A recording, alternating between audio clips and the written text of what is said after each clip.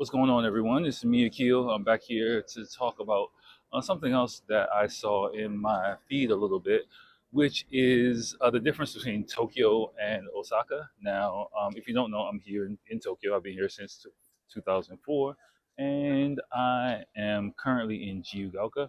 So just walking around on a Friday night, and I thought, I'd walk around and talk to you guys about the difference between Tokyo and Osaka and why I think it's really popular with guys. Of course, if you haven't heard, there's obvious reasons. The personalities of people in Tokyo versus Osaka are very, very different.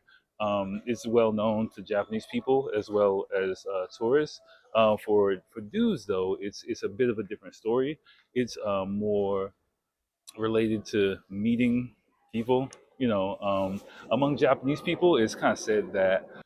Sorry, I was passing under a train was passing over me, so I might have to cut that out. But it's pretty well known and thought of that people in Tokyo are a lot colder than people in Osaka, basically.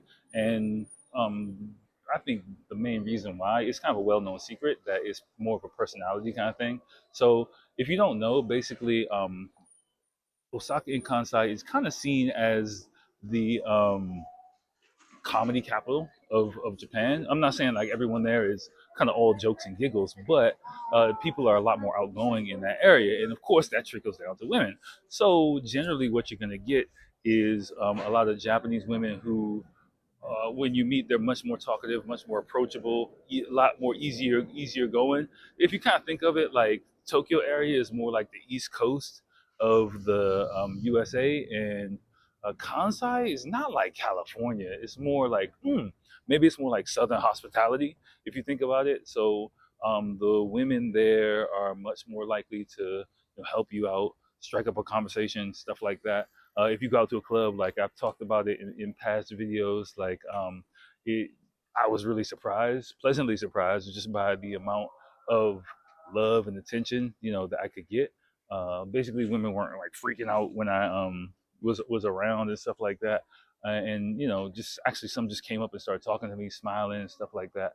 So it's I think like with the amount of tourists that are coming into Japan now, it's kind of easy to imagine that for someone new here, it's a lot lower hurdle when you start when you're just when you're new to Japan. And of course, prices are cheaper there. They have food culture, but for this channel, it's mainly about women.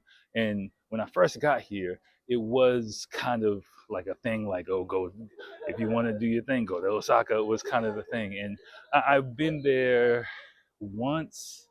Once, one of my closest friends lives there, so I'm really hoping to go down there again. I mean, not on some like demon time type stuff, but just to hang out, have fun, enjoy the nightlife. And you can kind of, yeah, even back then, like what, over 10 years ago when I went there, it was really, really clear that there was a huge difference there. So, I mean, if you are in Japan, not necessarily on some like, not just necessarily on like demon time, let me go down there and get my numbers up. It, I can't really speak on what it is right now. Please leave a comment if you have been down there recently. Let everyone know what it's like down there. But when I went down there, I had a great time. The nightclub scene was popping.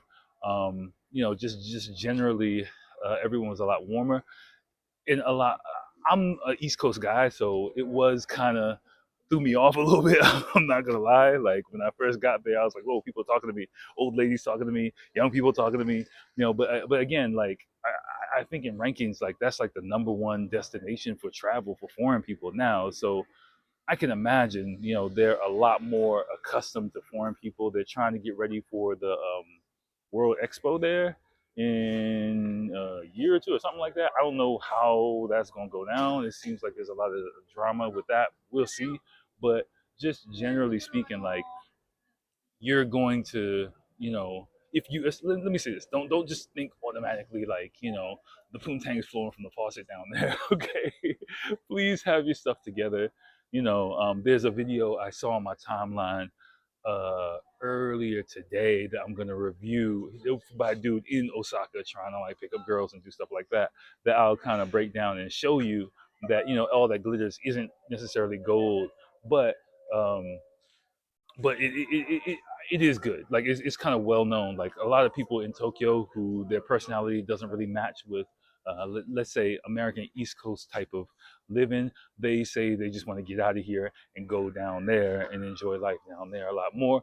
So a couple of people just went down there, fell in love with lifestyle down there and everything. So, I mean, I understand it. I don't blame you if you won't prefer that to here. Just pick your preference. But if you are coming here for a stay, definitely go down there. I'm looking forward to some of the comments of people who have been down there just to share your experiences. Again, um, hopefully, if this YouTube thing keeps popping off, I'll have a trip down there. And I don't know how much of the nightlife I'll share, but but I definitely want to get down there, catch up with some friends, have a lot of fun, and enjoy life. So let me know, and I'll holler at you on the next one. Peace.